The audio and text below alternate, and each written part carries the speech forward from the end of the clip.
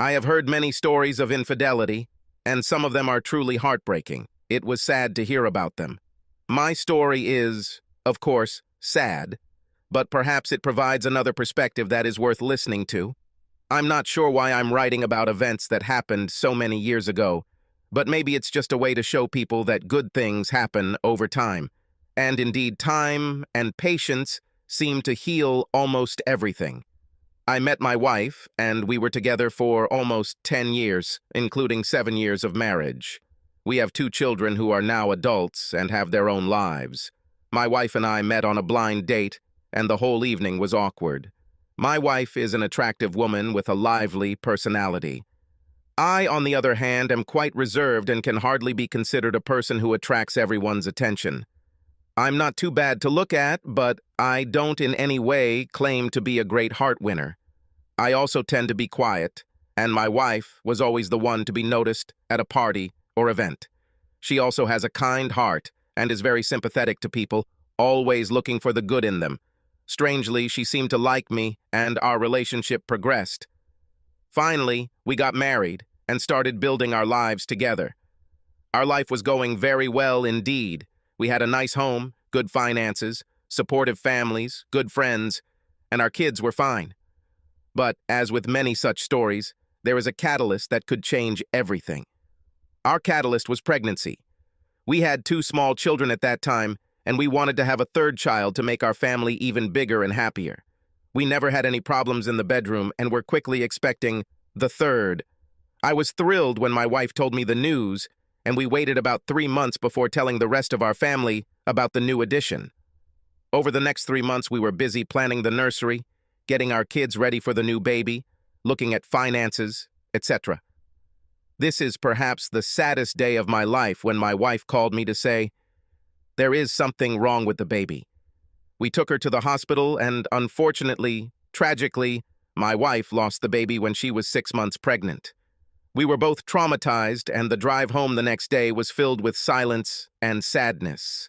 My wife went to bed that night and did not leave that room for the next 3 days. She was absolutely overcome with sadness and depression. For some reason, she also felt that she had failed me as my wife. I told her over and over that it was God's will. She had done nothing wrong, and we could try again when the time was right. But she didn't believe me and continued to blame herself for the whole situation and went into depression. About 6 months passed, but she seemed to be emerging from her despondency and beginning to return to her normal self. We both got along well with children. She regained her characteristic liveliness, and we began to talk about the future. She also started exercising and getting back in shape. She really looked incredible, and I loved complimenting her and telling her how much I loved her. During this time, she also started talking to me about getting a part-time job. It wasn't so much about the money as it was a way to get out of the house and stay involved in life. I told her it was a great idea and encouraged her to think about what she would like to do and take action. To my surprise, she got a job as a waitress and bartender in a restaurant on our street. She had a business degree, but didn't want a white-collar job. She felt the work hours and responsibilities would be too taxing on our home and family, but it would allow her to get up and move. She could make some money for herself, the hours were good, and she felt like she was making a contribution. In addition, she said that she needed to work and interact with adults, and she felt that this would help her get out of isolation at home. Again, I told her this was great news and she should go for it. Now, I previously noted that my wife is an attractive woman, but I should also add that she is a curvy woman and looked really great with her fitness level and weight loss. She never had a problem attracting the attention of men, but she was always faithful to me, and I never had any reason to doubt her. She started working and worked well. She worked 2 or 3 evenings a week, and usually on Friday or Saturday. I felt a little bad about her work clothes because she wore clothes that showed off her figure and showed more than I wanted to see. It was tasteful, but I admit I wish she had been more conservative. She laughed at me about it and said it was a great way to attract more tips, and maybe her outfits could encourage more romantic interest on my part. The owner of the restaurant was a good man and ran a good business. He was fair to his employees, and everyone in his family worked there too. His son was, to be honest, a pretty arrogant jerk. He was born into wealth and made no secret of the fact that he lived a good life. He was about the same age as my wife, and I must admit he was a very handsome guy. He was married, but had no children yet. His wife is a wonderful person. She also worked in a restaurant and kept books. My son handled all the catering and special events. At least he should have been doing this. From what I understand, he was quite lazy and constantly passed on his responsibilities to his family and colleagues. What he really liked to do was lift weights, play sports, ride around in his fancy car, live off his family, and basically talk and brag about how great he was with women. I'm not sure how his wife dealt with all this. He certainly had a bright personality, but the guy didn't make an impression on me. I could tell from the first time I met him that he was nothing more than a big windbag. My wife told me several times that the guy was very handsome in a breathtaking way, but he was an arrogant scoundrel and she couldn't stand him. But she had to work with him and keep her opinions to herself in order to get along. She did work with him on a regular basis, and something of a friendship began to form between them. I wasn't too concerned, but I told her that this guy was a total nuisance, and she should be careful around him since I thought he was nothing more than a nuisance. Over the next few months, my wife really started acting strange. She kept a close eye on her phone, claimed to have to work late, and began to be away from home for long periods of time, claiming to be shopping or running errands. She also began to ignore me to some extent, and it seemed to me that she was not paying as much attention to the children as before. My wife is a good mother, but at the time she seemed impatient with the whole family and didn't mind putting more responsibilities on me. This was difficult, because I also worked full-time and was the main breadwinner for the family. I expressed my concerns to her, but she told me that everything was going well, and I was seeing problems where there were none. One evening, when we were alone and it was quite late, I tried to get closer to her, and she rejected me outright. I asked her what the problem was, and she started crying and shaking. I asked her again what was the matter, and then I got the shock of my life. My wife said that she has been dating the owner's son for about 6 months. The relationship has become sexual. She loves him. Our marriage is over, and she is going to leave me to move in with him. She also told me that she was deeply unhappy after the miscarriage and felt that something in our marriage had died. She needed a fresh start, and she needed to be free to live her life. She also told me that she loves this guy and he can make her happy. I was obviously very shocked and asked her to reconsider her decision. She told me it was too late for that and would be moving in with her new boyfriend in the apartment they had already found. I asked her about the children, and she told me that it would be best if they stayed with me in the house to keep a good home, and she would come and see them. To say that I was absolutely shocked by what happened is an understatement. My wife told me she didn't understand my surprise because she thought I was well aware of her unhappiness in our marriage, and the miscarriage was the last straw. I was not happy when I found out who she entered into a relationship with.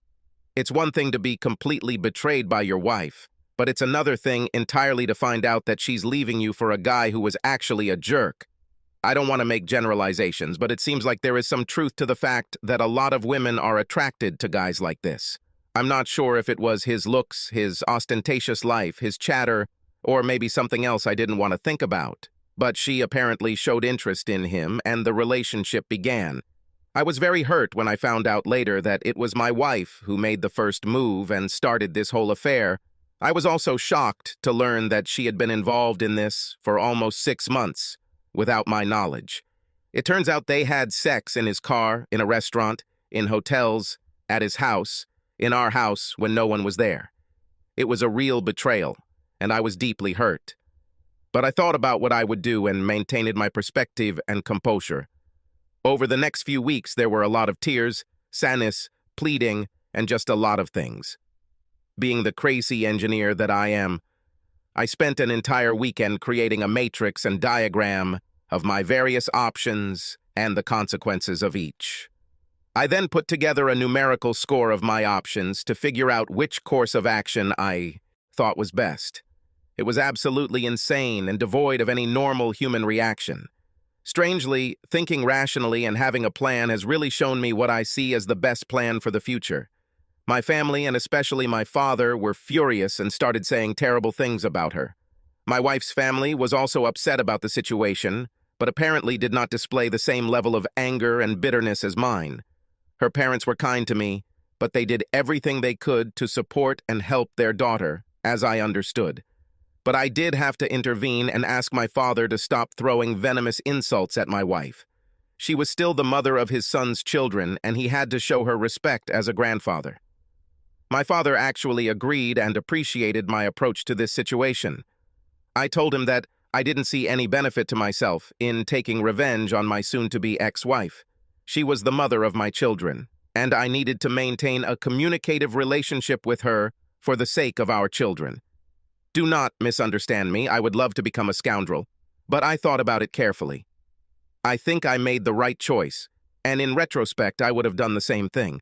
Like I said, it was a rough couple of weeks, but she actually moved out and moved into this guy's apartment. She saw her children and tried to be active in their lives. I also felt terribly sorry for the guy's wife, and she was very shaken by what happened. She left the restaurant to find another job and filed for divorce. I would see her occasionally at the local grocery store and always wished her well. She was originally from Pennsylvania and eventually returned home. As far as I know, she remarried a decent man and now has a good life and children. I wish her nothing but the best. There is no doubt that her breakup with this guy is the best thing that could have happened to her. I only lost my temper once, and that was because of that stupid phone she had. My wife never saw me really upset. I remained calm, and she didn't see the incident either. We had a flip phone. They were very new at the time and cost a fortune. We paid for this stupid phone, and at the time I didn't even know how to use it. She told me it was for safety and protection, but she really wanted it, so she could talk to her new boyfriend. I heard it ring once when she first told me she wanted to leave, and I threw it on the floor when she left the room. The damn thing practically broke, and I threw it away. I denied knowing where he was. My wife searched for this stupid thing for 2 days, and then decided she had lost it. The divorce itself went smoothly. She did receive some money from me due to the division of assets. I also agreed to pay child support for a short period of time, which I believe ended in a year or maybe 15 months. For me, it was a cheap way to get out of the situation. In fact, I would probably agree to whatever financial demands she made just to end this situation. I remained the children's primary caregiver, and she had 50-50 visitation rights. I told her that she could always come in and see the children. She did this numerous times, and things seemed to be going relatively smoothly. I also think she liked to see me when she came to visit the children, but perhaps that was just my empty hope. My wife didn't make much money, but she made a small monthly payment to support the children. To her credit, she tried her best and never missed a payment when it came to the children. In retrospect, there is no doubt in my mind that my wife was going through some kind of personal crisis after the miscarriage and its aftermath. I'm not some great prize, but it's impossible to imagine that my wife in her right mind would have done what she did. But I was powerless, and there was not much I could do. The day we signed the divorce papers to make it final was surreal. Everything looked fine, but it was still hard. We met at her lawyer's office, and it was a sad occasion for me. It upset me that she seemed so happy about it, and she was there with her asshole boyfriend. She almost seemed excited about it, which really shocked me. We were together for many years and started a family together. This was the only time I felt like she didn't respect me during the entire divorce process, but I let it slide because there was nothing left to prove. The marriage was over and we needed to move on. When I signed the papers, I actually saw some regret in her eyes. I think she was shocked because I remember what I told her. I thought about it and already decided what I would say. I have to admit I'm proud of what I said and how good it sounded. I'm not an actor, but that day I had dramatic talent. I wrote it down and practiced it until I remembered it, and this is what I said. Of course, I'm sad about it. I thought we had a good life and were a good team. First, I need to apologize to you if you think I let you down. I couldn't bring you the happiness you wanted. I must have really let you down if you thought someone else would give you a better chance at happiness than I could. I think I did my best, but it clearly wasn't enough. I think the miscarriage had a lot more to do with this than we realize. When tragedies occur, people either become closer and stronger, or there is separation and loss. I find it sad and ironic that what should have been a happy experience for us, I believe, destroyed us in the end. But that is now in the past. I want you to be happy so we can work together to give our children the best and most stable life we can. The room froze when I said this. Her face went white, and I think I actually saw regret in her eyes. Afterwards, I stood up, shook her hand, wished her well, said goodbye, and her lawyer told me he would send me a copy of the papers. Everything went fine at first. She lived with this guy, but after a few months, cracks began to appear in their relationship. It turned out that he drank too much, was quite a slacker, lived off his family, and wasn't really a real man. He also seemed to have an inclined eye and had already begun to look for his next victim. It appeared to be a young girl who worked at another restaurant owned by his father. It's interesting, and perhaps a little strange, that I continued to order food from their establishment. The owner always greeted me when I came in to order and always looked at me with greeting and friendliness. The food was great, and I always liked their pizza and lasagna. There was no way I could give it up, and I drew a line in the sand when it came to a good takeout meal. I knew the owner for many years and always waved to him when I drove past his house. I also saw him at the grocery store, around town, at school and sporting events because he came to watch his grandchildren. I didn't stay in the restaurant. I just called, placed an order, and went to the pickup window. I have never stayed at an establishment because it would have been awkward. My ex-wife worked there and lived with his son. If we add to this that he abandoned his wife, the owner was unhappy. He was a family man, and once told me that he didn't understand where he had gone wrong with his son. Of course, and unsurprisingly, things started to go downhill with this new, exciting power couple. My ex-wife called them that way once, and I admit it really irritated me. The power couple was now constantly fighting, and things were not going well for my ex-wife.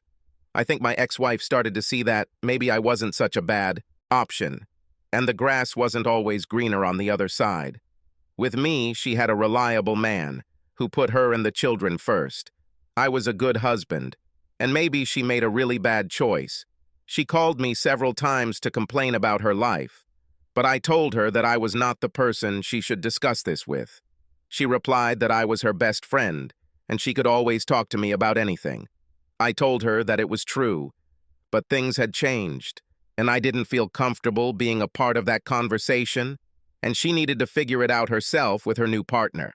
I didn't want to be involved in her relationship and wasn't interested in her relationship with her new boyfriend. She agreed, but I think I could sense some pain and regret in her voice when she hung up after I told her that. One night, she invited the kids over to her apartment with her douchebag boyfriend for a sleepover and to watch movies. That evening, I received an excited call from her. Apparently, this guy drank too much and got angry because the kids didn't want to watch one of his shows. I'm not sure what kind of show it was, but the kids clearly weren't interested. So he got angry and hit my youngest daughter because he thought she was being cocky. It was a strong blow and left a mark on her cheek. So I got the call and went there immediately. My first thought was to call the police, and maybe that's what I should have done.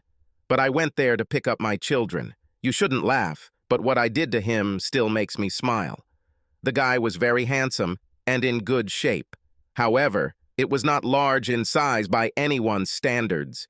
It should be noted that I am a large and strong man with years of military experience and know how to take care of myself. So I grabbed his neck with my left hand and grabbed his right hand.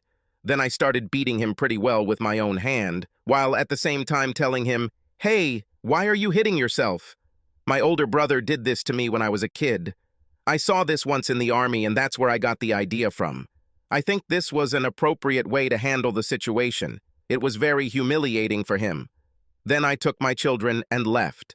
I told him that if I heard anything more from him about this, my next call would be to the police, and then he would be in real trouble. This was the last thing I wanted, as it would also cause problems for my ex-wife, and she was really unable to handle more trouble. I admit that I took some pleasure in chastising my ex-wife with a very snarky comment, "And this is why you left me?" She didn't say anything, but lowered her head. I think she was ashamed of what happened. I'm not sure if this meant she regretted the divorce, but I think she realized what she had done and was full of regrets. So later that night, there was a knock on my door, and it was her, in tears and very upset. I let her inside, and she told me that she had broken up with her boyfriend and wanted to come home. I thought long and hard for a few minutes and told her I loved her. We had a past, but I couldn't be a backup option since her relationship didn't work out and I couldn't go back to that. Considering everything that had happened, I didn't think it was a good idea for her to come back, and there were too many sad memories. However, I would never leave the mother of my children on the street alone. She went in and called her parents. I took her to them. My ex-father-in-law met me at the door and thanked me. He told me that I have always been a good person and a good husband. He appreciated that I put the children first and cared about his daughter's safety as my ex-wife. I told him that I would always love his daughter. Things may not have worked out the way we wanted, but I won't let anything endanger her. To this day, I am proud of what I did that night and how I chose to protect my children and, ultimately, my ex-wife. She lived in her parents' house for about a year until she was able to get back on her feet. She actually found a good job with my help and contacts and moved into her own place. She had always been a good mother, and her old vivacity and spark had returned. It wasn't perfect, but there was a sense of normalcy. She has been in a number of relationships that went nowhere and appears to have been taken advantage of several times. For some reason, she had a penchant for guys who looked good but were scoundrels. I never understood the appeal of bad boys, and my ex-wife was a living example of why these guys seem like losers. She always seemed busy lending them money, being part of a love triangle, and generally dealing with a lot of bad situations. Several times she told me that I was the best relationship she had ever had, and no one else could compare.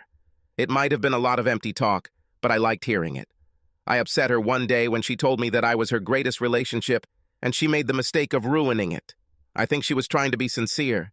She was seriously pissed off when I told her that maybe if I had been more of a jerk and treated her badly sometimes, she wouldn't have run off with another man because she seemed to enjoy being someone's supporter and comforter.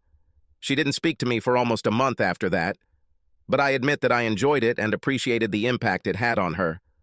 A month later, we started talking again, and she laughed about it and told me that, unfortunately, what I said was true. Despite everything, nothing more romantic happened between us, and I maintained a polite and respectful relationship with her.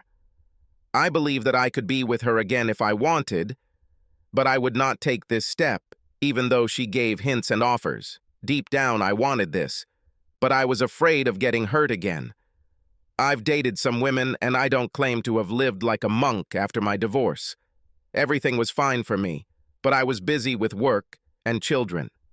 At that time, most single women my age were also divorced and had their own family dramas. I had several encounter experiences during this time that I think justified my approach.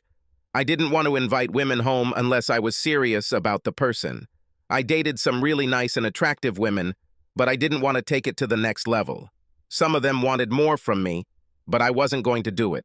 I was focused on work, kids, and really wasn't interested in another marriage or long-term relationship. Maybe I was selfish, but I just didn't want to deal with it, so I never got too serious, even when I had the opportunity. Some of them accused me of playing with them and leading them by the nose, but I was always honest with them. I would also be a liar if I said that my past feelings for my ex-wife had no influence. I just didn't want to take the next step to something more serious. I felt like I had already been through this and been deceived, so why do it again? Now everything is so different. How I wished back then I could go to a dating site, post a photo of myself, and scroll through in search of an interested person. It was a different time. Maybe not better, but the relationship was different. The main thing for me was that there were too many bad memories, and I decided that the best thing for me was to remain alone. However, what gave me pleasure was that my ex-wife regularly asked the children for information if she thought I was seeing someone. They really couldn't tell her anything since I didn't bring any women home for the above reasons. She got upset and asked me about the relationship several times. I would change the subject, much to her dismay, and end the discussion with a giggle and the comment, "I feel great romantically and have no problems or complaints in my love life." I may have been petty, but that state of affairs gave me pleasure for several days afterwards. It is worth noting that one of the most significant events for us occurred when I was called back to active duty to participate in Iraq. I, of course, was not happy with the summons, since I believed that I had already given my time to active service and spent another 18 years in the reserves. I thought my time in service was over, but I made a commitment and had to fulfill my responsibilities. My ex-wife was very scared for me at the time. She had also been called to active duty during the first Gulf War and knew well what I would be up against. She tried to talk to me about our past relationship before I left and the possibility of getting back together, but I just couldn't deal with that kind of drama at the time. I told her I was glad she was here. She was back to normal, and I knew she would take good care of the kids with the help of both sets of families. During my business trip, my ex-wife probably wrote me a dozen letters and sent me several packages. At that time, I couldn't do drama and had to keep my mind clear. There was also a group photo of my unit in a news magazine, and I was in the photo too. It was a hard life, and in the photo I did not look like an epitome of cleanliness and health. This photo seemed to really touch her when she saw it, and she was very afraid for me. Obviously, it was a difficult time for me too, but I simply didn't have the time or inclination to deal with issues that would distract me. As a result, and perhaps as a sign of petty revenge, I never opened or read a single letter from her. I threw all her letters and packages in the trash and kept thoughts of her out of my head. I wrote to my children regularly, and they wrote to me. Several of their letters talked about how my ex-wife suffered because of my lack of response, but I did not want to let this drama into my life. As a result, I never answered her. When I returned home 10 months later, I saw my ex-wife at a family event to celebrate my return. I was unhappy that my parents invited her, but I took it for granted. The fact is that my love for her never died, and seeing her always hurt me. But I just couldn't get over what happened earlier, and I ended up just being afraid. So she told me that she was very hurt and surprised that I never wrote back to her, or at least sent her a note thanking her for the cookies and cake she sent me. I told her straight out that I never read anything she sent me and threw the packages away without opening them.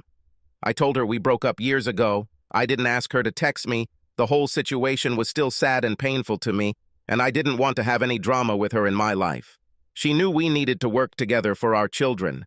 I would be nice to her, help her with the kids, make sure she was protected. But I lied when I told her I wasn't interested in a relationship with her. I noted earlier that she looked regretful when I signed the divorce papers, but I think what I told her that day really hit her. She later told me that this moment really shook her. Her ex-husband was sent to a very difficult place, and he literally didn't want to hear anything from her and couldn't be bothered to even look at what she sent. She told me that it really shocked her, was deeply hurtful, and made her think about the long-term consequences of what happened. Looking back, I am very ashamed of how I handled this situation.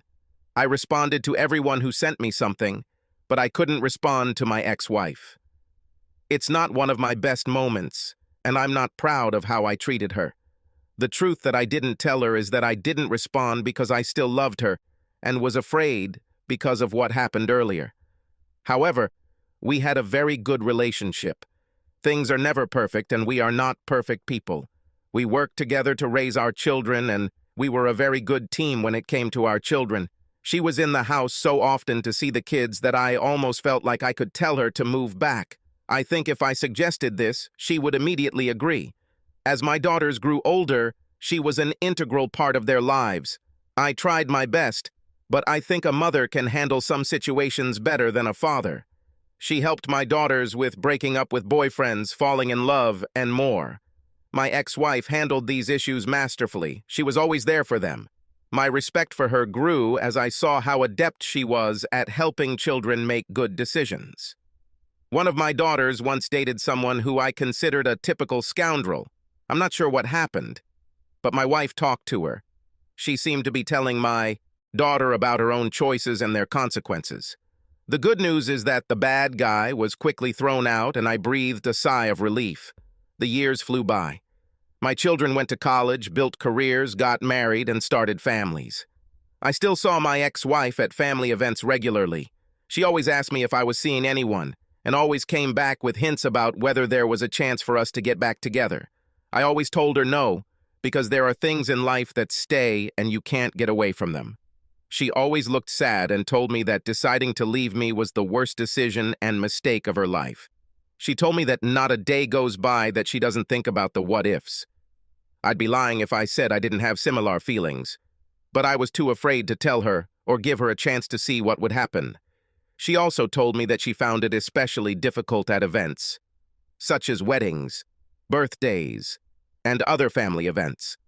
She told me that the hardest days for her from this point of view were the funerals of her mother and father when they died. She was happy to see me there, but she was very sad because I was not there as her husband and partner to support her at such a difficult time in her life. She knew that I was a strong man and a good husband for her. But these days she felt lonely and had a lot of regret. She also felt it at both of our children's weddings and at the birth of our grandchildren. She thought these were great days that we were going to share together. She asked me if I had ever felt the same way. My answer has always been that divorce was a sad experience for me, but I decided to move forward and not look back. I told her that I thought her regret was ironic, given how sure she was that true happiness was with her new boyfriend. She never liked to hear it and would get upset if I mentioned it. I recently had an experience with a work colleague. I was surprised to learn that my situation was not as uncommon as I thought. A guy I worked with had a similar experience, but he was the one who cheated. This was due to the death of his son in a car accident. He couldn't cope with it. Part of him died along with his son. He couldn't get over it and started blaming his wife. I couldn't understand it, but somehow he transferred his grief onto his wife. He then became drawn into the idea that something was missing in his life and began an affair with another woman. I couldn't understand it either. He left his wife of more than 20 years for a woman he met one day on a business trip. He also made bad choices. He got divorced, got married, and got divorced again in less than 5 years. I had lunch with him one day and was shocked when he told me that he was dating his first ex-wife again, and things were going great for them. One thing I understood for sure: some people take tragic situations very hard. Instead of facing it, they try to block it out, thinking they can hide from it. I believe this happened to my ex-wife. I admit that this situation has really made me stop and think seriously about my life and my relationship with my ex-wife. Now we're almost 60, I've been thinking about retiring and moving somewhere warm, at least for the colder months. My children support me and love their mother. The last time I spoke to my ex-wife before moving was at the birthday party of one of our grandchildren. She asked to speak to me alone, and we went outside. She then became very emotional and upset. She always thought there was a chance for us to get back together. Me moving would mean the absolute end, and her going through a life of regret for failing as a wife. I told her that so many years had passed and she shouldn't feel that way. I have nothing but respect and admiration for her. I told her that she had been through some tough times but had truly gotten her life back together. She was a wonderful mother, had a great career, and was a friend to many people, including me. She shouldn't have been pining over one issue that happened so many years ago. I let go of this a long time ago and invited her to do the same. She then continued to cry and asked if I really thought it was possible to let go of such a huge mistake. She was very sorry for her betrayal of me and the impact on our family. She told me that she still doesn't understand why she did what she did and thinks about it all the time.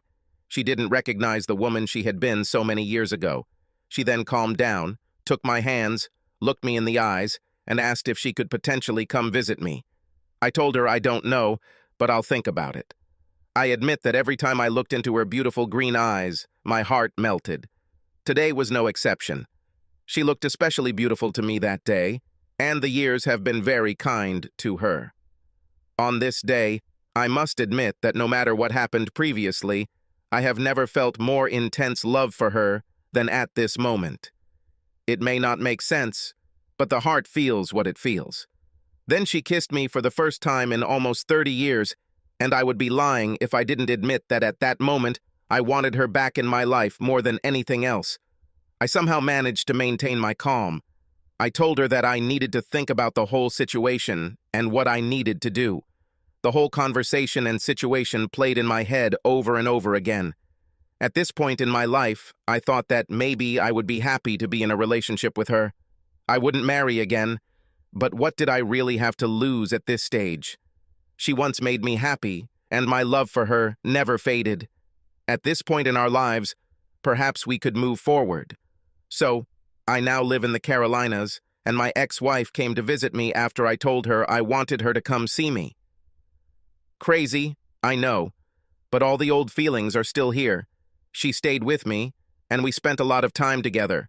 I'm happy to say that we may be older, but have learned that we still get along well together in what I call our special time. She was here for a weekend, but that turned into 2 weeks, and then a month. One evening, as her time to return home drew near, she began to cry and sob over something that happened literally years ago. She told me that the last few weeks have brought her great happiness, and she is so sorry for what happened. She told me that she constantly thinks about the what-ifs and whether she has spent her life chasing some utopian relationship that cannot exist. I told her it was in the past, and maybe it was time to move on and consider a future together. I told her that I always loved her, my feelings for her never faded, and maybe she would like to be with me permanently. She had a look of shock on her face when I said this. She took my hands and asked if I was really serious or if it was just an impulsive decision. I told her it was a spontaneous decision, but I've thought about it for a long time and I'm serious. I told her that if she stayed, I would never let her out of my life again. I told her I wasn't sure about remarriage, but did it really matter at this point in our lives? She agreed, never actually left my house, and things are going great for us. The kids were absolutely shocked when we told them, but they were also very happy for us. My youngest daughter told me that she wasn't really surprised because she knew that my love for her mother had never faded, and she had a feeling that things weren't over yet. At the moment, everything is going very well, and we have no complaints. I'm not saying everything is perfect, but we get along well as a couple and are very happy. The biggest problem we face is that my wife continues to lament the choices she made over 30 years ago. I told her that the past is in the past for now, and I really don't want to relive what happened. We had a great family, we had some problems, but now everything is going well. She still feels like she has to continue to prove her loyalty to me, and I told her that it doesn't matter anymore. She knows about my love for her. She needs to forget the past and look to the future. She also wants to show me that she has absolute transparency. I told her I was not interested in checking her phone, social media, etc. I trust her and will not hold a situation that happened 30 years ago against her. She understands, but for some reason she still feels like she has to prove herself. It's not a big problem, but it still comes up from time to time. However, this situation also improves over time, and she feels more confident in our relationship. We ended up getting married in the chapel with our family witnessing the ceremony. At this stage, we did not see the point in legal marriage, but it was important to both of us that our renewed relationship be blessed by God. This may be an outdated sentiment, but one that I think is important. I thought a lot that day about our vows so many years ago. What God has joined together, let no man put asunder. Perhaps we were always meant to be together, and this was just a renewal of what was always meant to be. But it's worth noting that the punching incident during movie night is probably the only thing that really upsets my wife, if I mention it. We can discuss other things rationally, but this incident makes her very upset and almost hysterical. Decades have passed, but she has a hard time accepting that this guy hit her daughter and she couldn't stop him. I mentioned the incident once when she first came to see me. It was a whole night of crying, shaking, and apologizing. Obviously, this is not something I want to experience again, so I didn't mention it again, and I don't want to do it again. Some people may think I'm crazy for getting into this again after so many years, but at this point in our lives, there is only love and respect. What happened many years ago remains in the past. Now, when I see my wife, and I must admit to myself that I have always considered her my wife, I feel only love and affection. I think things will only get better and hopefully we have good years ahead as we enter old age. She did make some bad choices many years ago, but that's in the past. I think we've both faced the consequences, but now I'm looking forward to life and moving forward. This may sound sentimental, but one thing is important to me. I always thought we were writing a book together, but I was sad that we might never get the chance to finish it. I'm glad we now have another chance to finish writing this book and include the final chapters. Will my wife cheat again? I don't think she'll do it at this point in our lives. But age and experience have shown me that all people are a mixture of good and bad. There is good and bad in each of us, and one action or decision does not define a person. I also have regrets. My regret is that I always loved my wife and allowed sad feelings to dictate in my decisions. Maybe I just had to accept that she was human and made a bad choice. Perhaps I should have given this a chance sooner and things could have been better. I think about the what-ifs, too. But I'm glad we have this second chance. Subscribe to our channel so that your second chaff doesn't cheat on you, and go ahead and listen to the next story, because this story is nothing compared to the next one. If you're under 18, don't even think about listening to the next one. Second story. First, there was a girl from Carver County High School who was part cheerleader, star athlete, and the most popular girl in school, Ashley Prentice. Ashley is the daughter of Marilee and Owen Prentice, one of the richest couples in the city. Marilee was the chairman of most of the well-known charities in the city, not because she was involved in charity, but because of the status it gave her. Owen owned more than 50% of the shares of Normal Trust, the largest and most prestigious bank in the city, as well as all or part of several merchant businesses on Main Street. Ashley and Marilee were the most beautiful women in their age groups in Normal and Carver County and many surrounding towns. Ashley's older brother by 2 years, Storm is his nickname. His real name is Reginald. He hates it. He is different from other family members. Kept a low profile, played football like any other healthy male teenager at Carver High School, but didn't strive for fame, fortune, or image. He left town for college and stayed there, eventually becoming a lawyer in the big city. Although Ashley's parents loved her, they never taught her humility, empathy, and mercy qualities that they themselves lacked. This led to Ashley not being very kind to many of her classmates' children who were not part of the popular group, one of whom was Billy Thompson. Billy was a fairly harmless child. He was not particularly good-looking, was short for a boy his age, and was not burly enough to play football in high school. For this reason, the boys from Carver School often joked about him. The head quarterback of the football team was in charge of Jack Austin. Although Billy's parents were not poor, they did not have much free income, so he sometimes lacked material goods. However, to his complete dismay, Billy fell head over heels for Ashley. Billy and Ashley were in the same grade, junior high, when this story began. Billy's crush was not unusual, as many boys Ashley's age had crushes on her, but he was not smart enough to hide it. As a result of Billy's crush on Ashley, he was teased mercilessly by his male classmates who had not yet bullied him, despised by many of his female classmates, and made fun of by many who did not tease or despise him. Despite his position, working part-time, he saved enough money to buy tickets to the school prom and even rent a luxury car, and asked Ashley to go with him, so far in advance that no one else, not even the aforementioned star, would have had time to do so. Football Jack Austin.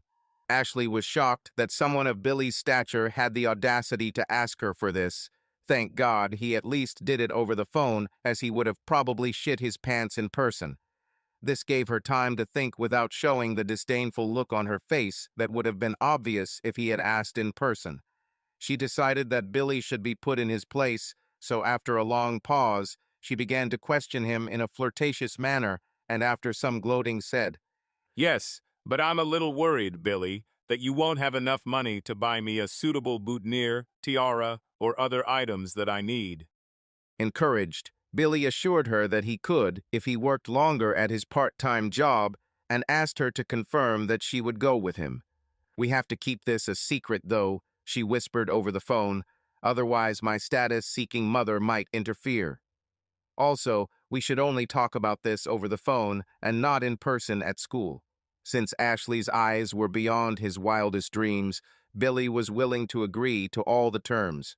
Thus began the most ruthless and lengthy prank in the history of Carver High School. Ashley talked her close friends into it in absolute secrecy, and every week or so she told Billy what she needed for prom. The list included a tiara, the first of which she rejected because it wasn't shiny enough, a stole, a pair of ugly shoes that she had no intention of wearing at all, but had simply given to the local Goodwill, various bottles of perfume and jewelry. Billy spent all the money he earned that was in his bank account as gifts from his grandparents, but he knew it was all worth it, especially since every time he saw Ashley in the hallways of school, she smiled at him, although I've never spoken to him in person. Ashley also told her arrogant mother about this evil prank. Instead of dissuading her daughter, as good parents would, Marilee just laughed and agreed to play her part in the prank. Finally, the big day arrived and Billy drove up to the mansion Prentice in a rented Lincoln with the very boutonniere Ashley said she wanted. However, when he approached the door, it was not Ashley who opened the door, but her mother, Marilee. "Hello, Mrs. Prentice," Billy stammered. "Is Ashley ready?" "Ready for what?" This was Marilee's short and rude answer. For graduation," he answered in a barely audible whisper. "She left with Jack Austin half an hour ago. What makes you think that she will go with you?" Marilee chuckled. Billy suddenly realized that they had played a joke on him like no one had been played on in the entire history of Carver School, and he began to cry quietly.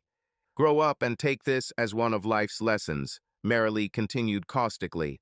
"But I guess you don't need this boutonniere now, and it will look great with my dress when Mr. Prince Apprentice and I go to the charity ball in the benefits of fighting leukemia," Marilee concluded, extending her hand.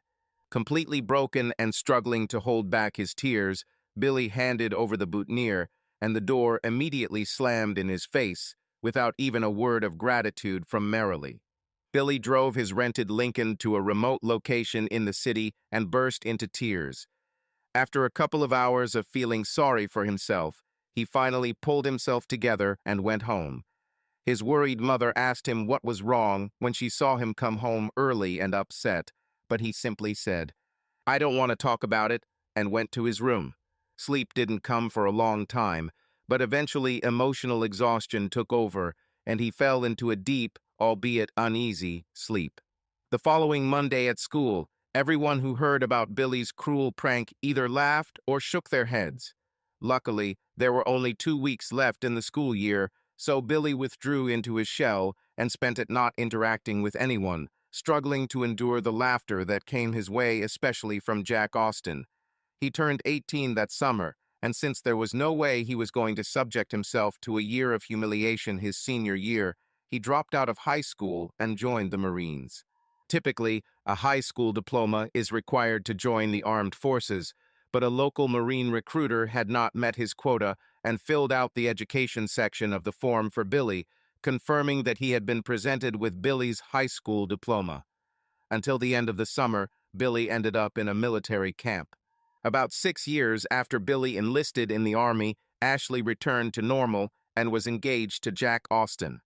There were too many beautiful women at Ashley's college to hurt her ego, so she returned to normal, where she was clearly brilliant, rather than moving to the big city like Storm did. The past 6 years have been kind to Marilee and Owen. Owen became even richer than before. Thanks to workouts at the fitness studio Owen opened in Normal, a bit of cosmetic surgery and weekly spa treatments, he's well into his 50s. Marilee looked better than ever. Then a strange incident occurred in low-crime Normal. As Marilee was leaving Owen's office at the bank as they were leaving for lunch, 2 bandits with guns and masks entered Normal Trust and told everyone it was a robbery. They took the money and Marilee.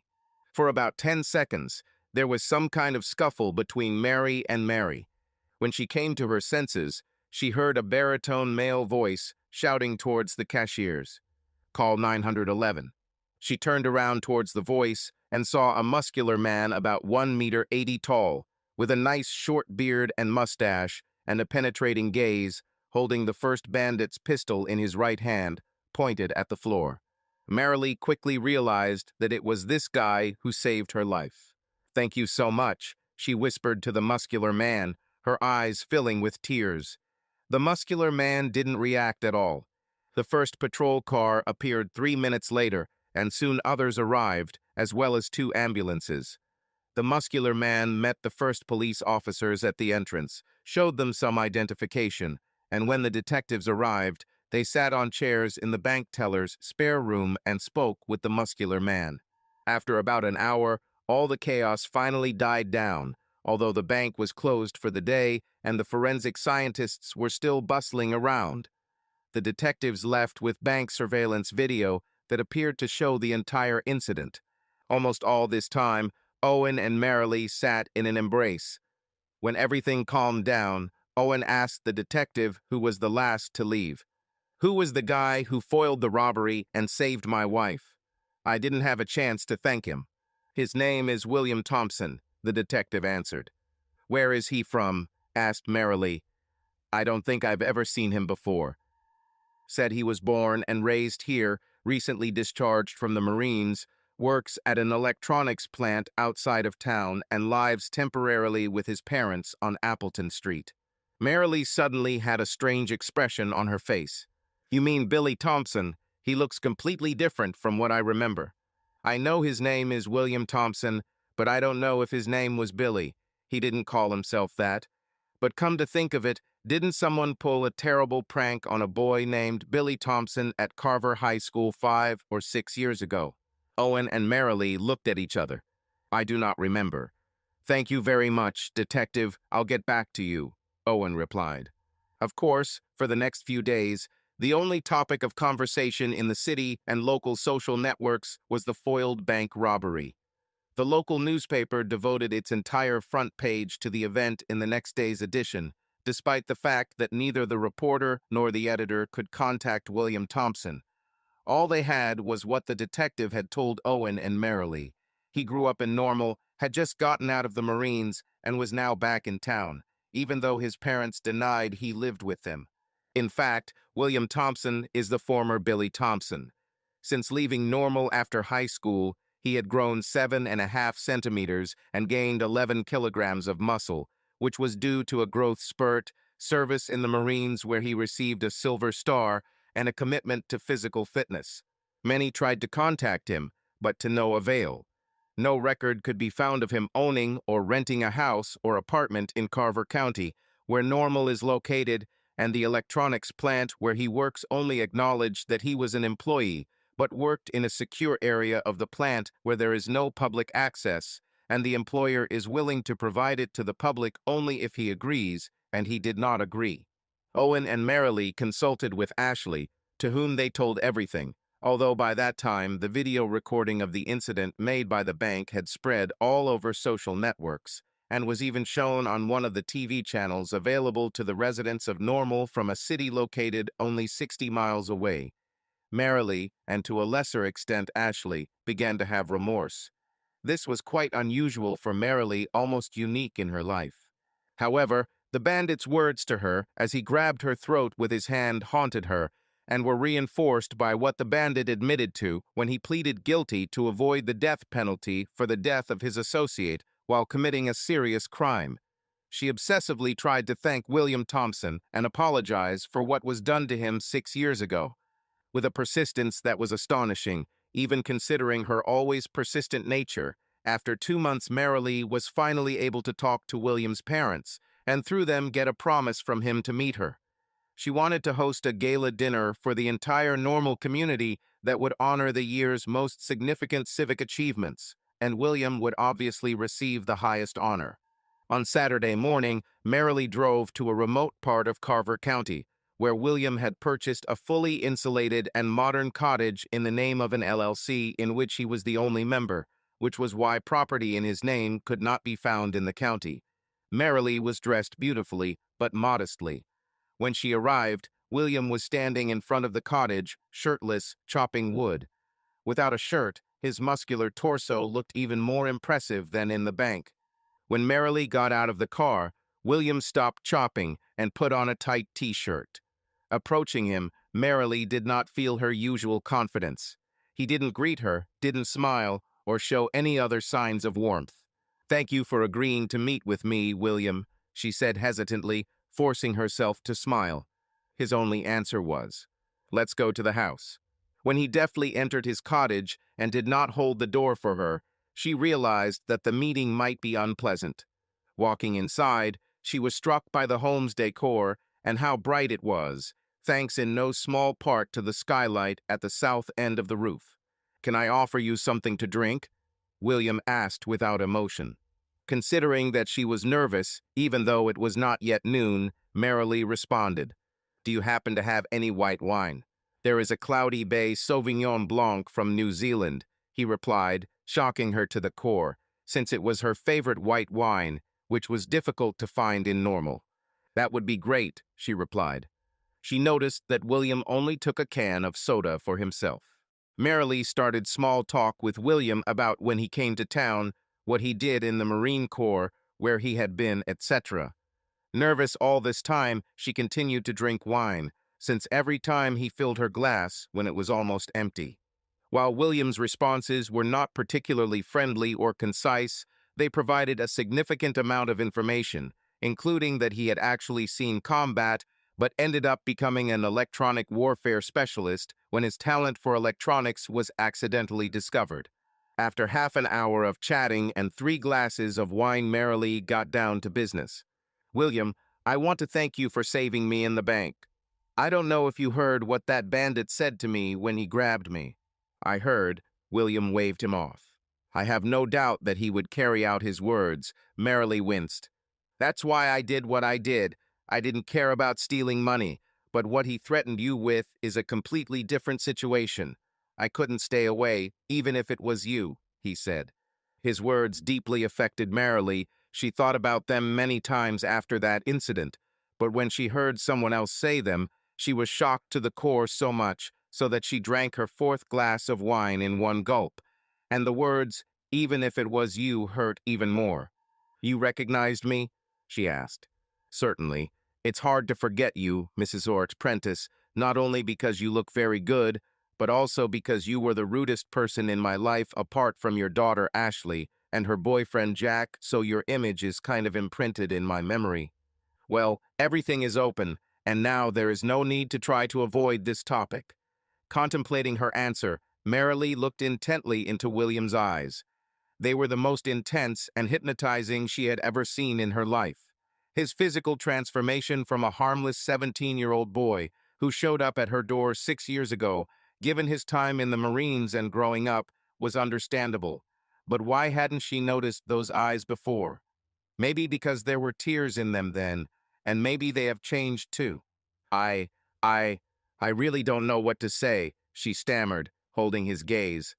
"I don't think Ashley and I could have been any more cruel to you. I always regretted this." "But when did you regret it?" "After I saved your ass. Of course, not before, because I never received an apology from you." Measured, I realized that he was probably right. She hardly remembered that evening until the moment when he saved her. Marilee muttered a few more apologies, receiving mostly curt replies or just stares from William. After she had finished her 5th glass, now having finished the entire bottle, she asked, "Can I somehow make amends?" "Yes, but you won't agree to this," he answered harshly. But she agreed. William seemed interested in her calming down for the first time when he asked, "I'm glad you came to me, Mrs. Being Prentice, but I'm not sure you told me the real reason for your coming." "After the last hour and a half, you can certainly call me Marilee," Marilee said carefully. Marilee pulled herself together and, sighing, said, "Besides the apology, I wanted to ask you to attend the award ceremony for everyone in Normal and accept the civilian award you received for stopping the bank robbery and saving me." William shrugged and said, "I don't really like awards. You can carry out the ceremony without me. I know you may feel awkward, but I promise you will feel as welcome as possible, and many in the community actually want to thank you. Please come." William's gaze became serious. "I don't think you're ready to pay for me to come." "Name the price. I'm sure we can work something out." He looked down at her and said, You can either come here one more time or two more times. Choose, otherwise I won't go. Marilee was not used to the fact that she was not in control of the situation, and now she was furious. You are incredibly arrogant, so don't come to the award ceremony. I'm sure we can find someone more worthy, she snapped, turning to leave. She burst into her Mercedes, threw a dagger look at William, who was sitting on the porch with a satisfied expression on his face, and drove out of there. When Marilee drove home, her head was even more disorganized than when she went to William. She was ashamed as never before in her life. The next few days, Marilee's thoughts and emotions were like a roller coaster. Both Owen and Ashley asked her what was going on. She gave a lame excuse that they didn't believe, but based on past actions, she didn't want to press her point. Sometimes Marilee was embarrassed, sometimes angry, sometimes despondent, and then determined. The little thing was that she received his mobile phone number from William, but only on the condition that she would not share it with anyone. After 3 days of poor sleep and anxiety, during which she canceled several meetings with charities she worked with, she called him. William Thompson is listening. William, this is Marilee Prentice. Nice to hear from you, Mrs. Prentice. I wanted to ask if I could come to your cottage to talk a little more and convince you to accept the reward. How about Saturday at 8 in the morning? William asked. Marilee was glad that there was no hint of arrogance or conceit in his tone. Yes, that would be great. See you then, she swallowed hard. When Marilee arrived at William's hut at 0751, he opened the door for her without waiting for a knock. Since you have already arrived, I will come to the award ceremony. When, where, and what time? Marilee smiled. I will contact you to clarify the details, certainly within the next month. For some reason, Marilee found it necessary to visit William every Saturday for the next month to discuss some aspects of the awards ceremony. During the discussion, William told Marilee in no uncertain terms that if Ashley was at the ceremony, she should not approach William or try to talk to him under any circumstances. Measured agreed. Finally, the momentous evening arrived. Despite William's assurances that he would definitely come, Marilee was still nervous that he might not be there to get back at her for the evil prank she had helped pull on Ashley 6 years ago. She hoped that their relationship, which William enjoyed as much as she did, would eliminate the awkwardness of his absence. When it was almost time for the presentation and William was still not there, Marilee was very worried, especially since she could not reach William on his mobile phone, and breathed a sigh of relief when, 10 minutes before the start of the presentation, he walked through the door with his parents and sauntered up to the head desk, sat down and even shook hands with Owen when he had his first opportunity to thank him in person since the incident at the bank. William was humble and gracious as he accepted the evening's highest award from Mayor Normal, saying he did the right thing and did only what he had to do. While Marilee and Owen enjoyed the rest of the evening as people socialized at the open bar after all the presentations, Ashley and Jack were out of their element. People seemed to try to avoid them, not forgetting the rumors about how badly they had treated William. Adding to their sense of discomfort was the fact that Marilee had made it clear to Ashley that she should not approach or try to talk to William.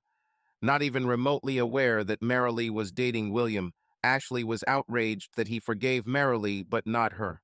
The situation became even more awkward when Jack, already half drunk, walked up to William and, holding out his hand, said, "Listen, dude, let's forget the past." William looked at him with a growl, glanced contemptuously at his hand, and walked away. This resulted in Jack drinking himself to death. Ashley didn't want Jack to drive them home, and considering how much she had drunk, she didn't want to drive. "Let's call a taxi or ask Mom and Dad to take us home," she begged. Although she and Jack were not yet married, they were engaged and living together. "No, damn it," he answered angrily. "I'm able to drive a car." Against her better judgment, she got into Jack's Tesla to keep the peace. William left the ceremony to take his proud parents home shortly before Jack and Ashley left. He was driving at top speed and was upset when a Tesla sped past, going where the double yellow line was and appearing to lose control. This guy is a walking accident just waiting to happen, his mother complained. They had driven less than half a mile when they turned a sharp corner and saw that the Tesla had crashed into a tree.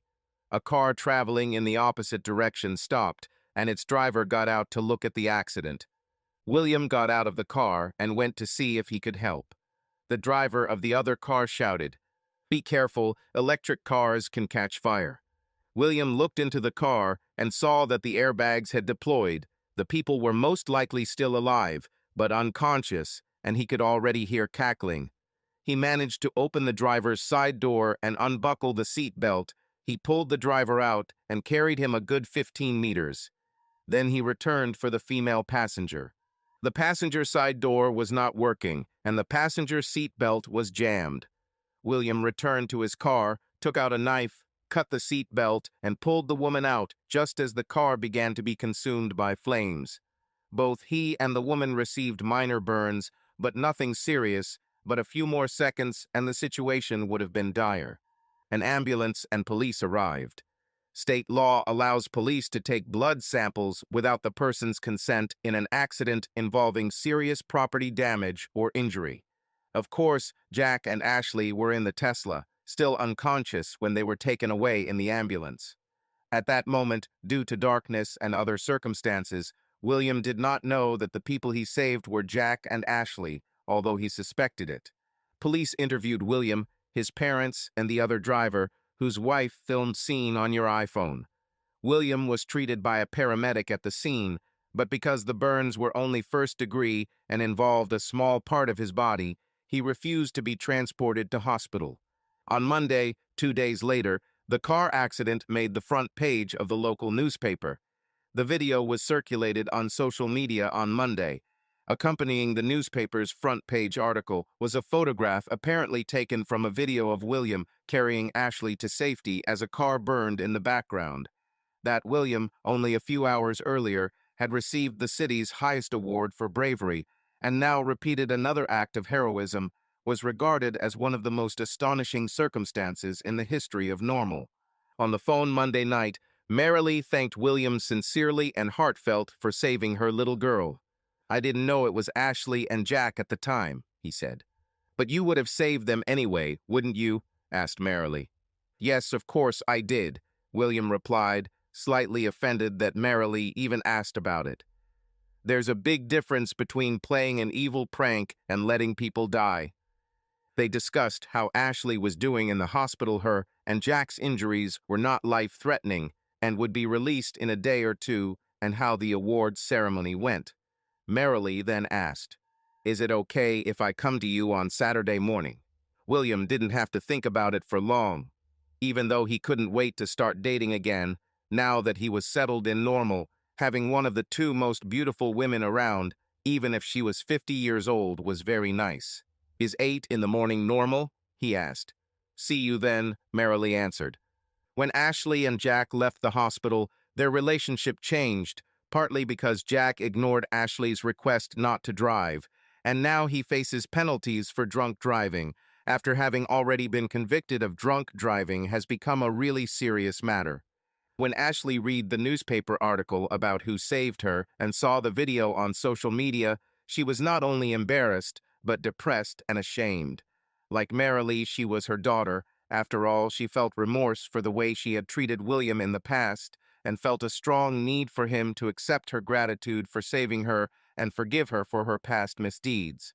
However, as in the case of Marilee, he refused to answer her calls, although she extracted his phone number from her mother. 3 weeks after leaving the hospital, Ashley returned home, and she and Jack took a break. Jack hoped it wouldn't be forever, but Ashley was already starting to think it might just be forever.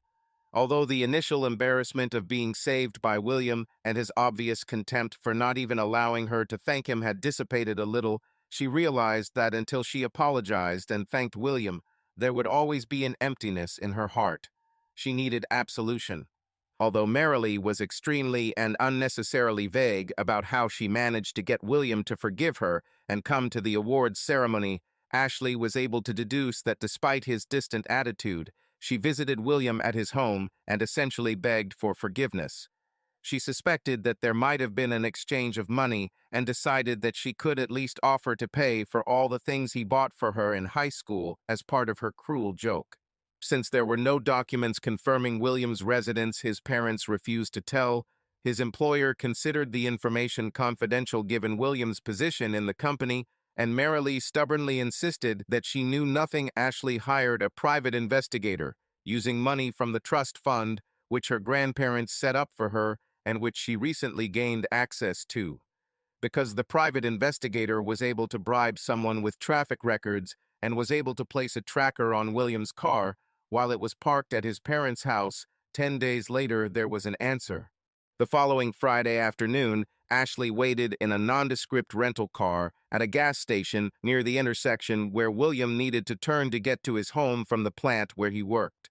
A little after 7 in the evening, she saw his car swerve. She waited 10 minutes and then drove to his house. With great trepidation, she walked up the steps and knocked on the door. When William opened it, he was wearing a t-shirt and shorts. This outfit put his muscular body on full display. She had never noticed before, and his appearance had certainly changed over the past 6 years, that his eyes were more penetrating than any others she had ever seen. "I know you don't want to talk to me, William, but I beg you to let me in and talk. I swear that after I speak my mind, I will leave you alone. How did you find me?" "Hired a private detective.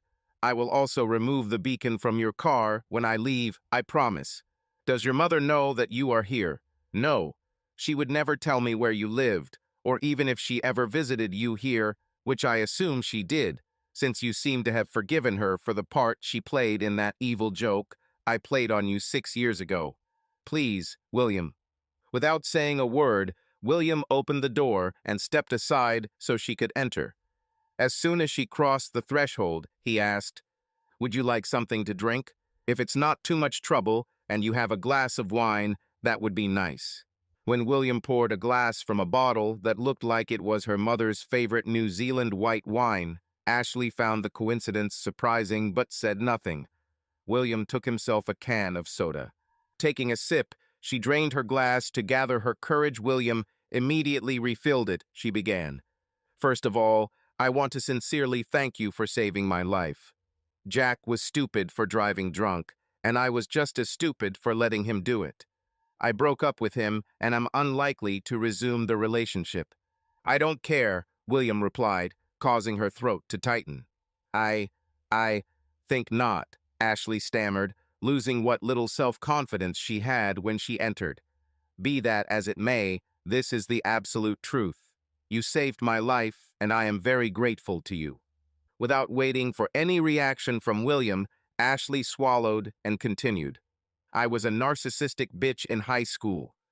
I was a terrible person, but the worst thing I ever did was the evil prank I played on you. It was vile, disgusting, terrible, and every other negative word you could use to describe it. I want to make amends.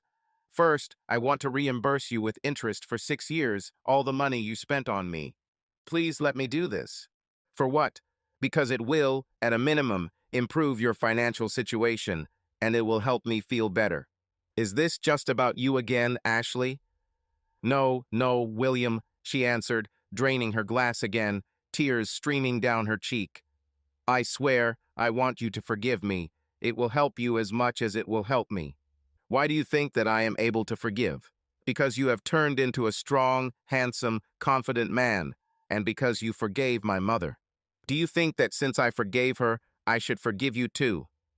"Yes, I will do everything necessary for this forgiveness." "Indeed?"